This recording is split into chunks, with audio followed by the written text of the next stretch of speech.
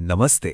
आज हम उन अदृश्य तकनीकों की दुनिया में गोता लगाएंगे जो पर्दे के पीछे रहकर हमारी पूरी जिंदगी को आकार दे रही हैं। हम सब रोज कहीं आने जाने के लिए अपने स्मार्टफोन पर मैप्स का इस्तेमाल करते हैं, पर क्या कभी सोचा है कि इससे सबसे तेज रास्ता पता कैसे चलता है, वो भी रियल टाइम ट्रैफिक को देखते हुए। या ये सोचिए कि कैसे हमारा फोन किसी फोटो में हमारे दोस्तों को अपने आप पहचान लेता है। ये सब हमें बहुत आम लगता है ना?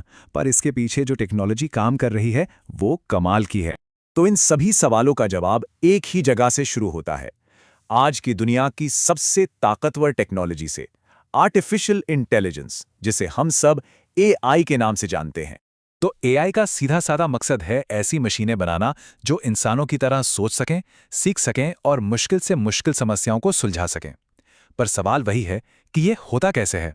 देखिए, एआई अपने आप में कोई एक टेक्नोलॉजी नहीं है, ये एक बहुत बड़ा फील्ड है।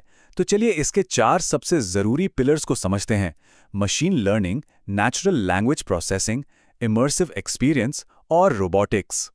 सबसे पहले बात करते हैं मशीन लर्निंग की। इसका फंडा बड़ा सिंपल है। इसमें हम कंप्यूटर को प्रोग्राम नहीं करते, बल्कि उसे डेटा देते हैं और वो खुद ही सीखता है। मतलब वो ढेर सारे डेटा में पैटर्न ढूंढता है और उसके आधार पर भविष्य के बारे में अनुमान लगाता है। इसका एक क्लासिक उदाहरण है हमारे ईमेल का स्पैम फिल्टर।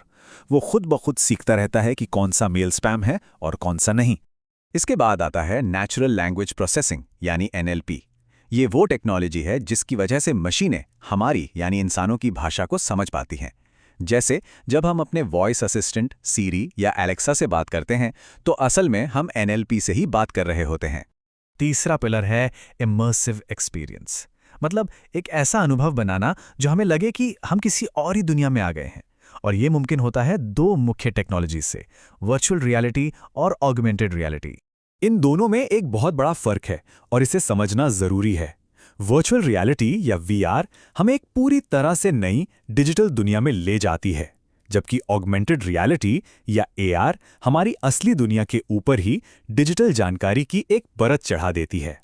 और ये तस्वीरें इस फर्क को बिल्कुल साफ कर देती हैं। एक तरफ देखिए, एक इंसान पूरी तरह से एक नई दुनिया में खोया हुआ है और दूसरी तरफ अपनी ही दुनिया में अपने फोन के जरिए नई जानकारी देख रहा है। और चौथा और आखिरी पिलर है रोबोटिक्स, यानी ऐसी प्रोग्राम करने लायक मशीनें बनाना जो बिना किसी की मदद के अपने आप काम कर सकें, वो भी पूरी सटीकता के साथ। और रोबोट्स तो अब हर जगह हैं। मंगल जैसे दूसरे ग्रहों पर खोज करने वाले रोवर्स से लेकर सोफिया जैसे ह्यूमनॉइड रोबोट्स तक, जो एआई का इस्तेमाल करके बिल्कुल इंसानों की तरह दिखते हैं, बात करते हैं और हाव भाव भी देते हैं। और हाँ, ड्रोन्स, ये भी एक तरह के रोबोट ही हैं। ये अपने आप या रिमोट कंट्रोल से उड़ सकते हैं। आज इनका इस्तेमाल फिल्म बनाने से लेकर आपदा प्रबंधन तक हर काम में हो रहा है। तो ये तो हो गई एआई की बात, पर सोचने वाली बात यह है कि इन सभी इंटेलिजेंट मशीनों को सीखने और फैसले लेने के लिए पावर कहाँ से मिलती है? उन्हें चाहिए एक ईंधन, और वो ईंधन है डेटा। अब सवाल आता है कि हम कितने डेटा की बात कर रहे हैं। इसका अंदाजा लगाना भी सच कहूं तो लगभग नामुमकिन है। जरा इस पर नजर डालिए। ये वो डेटा है जो इंटरनेट पर हर 60 सेकंड में बनता है। हम हर दिन करीब 2.5 क्विंटेलियन बाइट्स डेटा बना रहे हैं।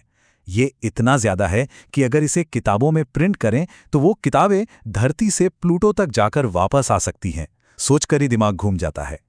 और डेटा के इसी विशाल महासागर को, मतलब हमारे social media posts, photos, messages, इन सब से बने डेटा के समंदर को ही कहते हैं बिग डेटा। अब बिग डेटा को सिर्फ उसके साइज से नहीं पहचाना जाता। इसकी 5 खास बातें हैं जिन्हें 5 V's कहते हैं। वॉल्यूम, यानी ये कितना ज्यादा है। वेलोसिटी, मतलब कितनी तेजी से बन रहा है।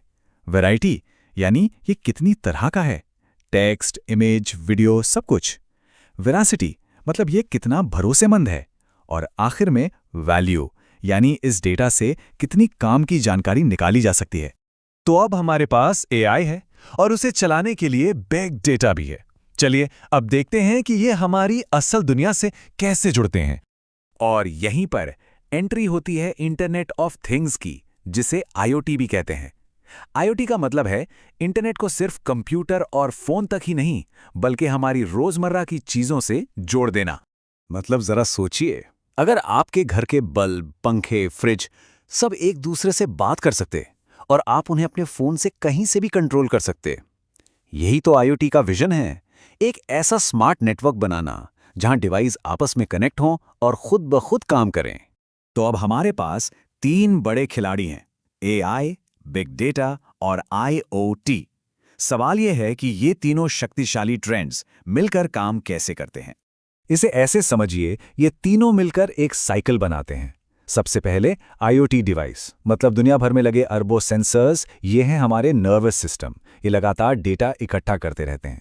फिर आता है बिग डेटा, जो इस सिस्टम का ईंधन है। ये वो सारा डेटा है जो प्रोसेस किया जाता है। और आखिर में है एआई, जो इस सिस्टम का दिमाग है। ये सारे डेटा का विश्लेषण करता है, उससे सीखता है और फिर इंटेलिजेंट फैसले लेता है। इन तीनों का ये कॉम्बिनेशन, ये संगम हमारी दुनिया को पहले ही बदल रहा है। और ये हमें एक आखिरी और शायद सबसे बड़े सवाल पर लाकर खड़ा कर देता है कि जैसे जैसे ये टेक्नोलॉजी और भी ताकतवर होती जाएंगी, ये हमारी दुनिया के किस हिस्से को किस तरह से अगला नया आकार देंगी।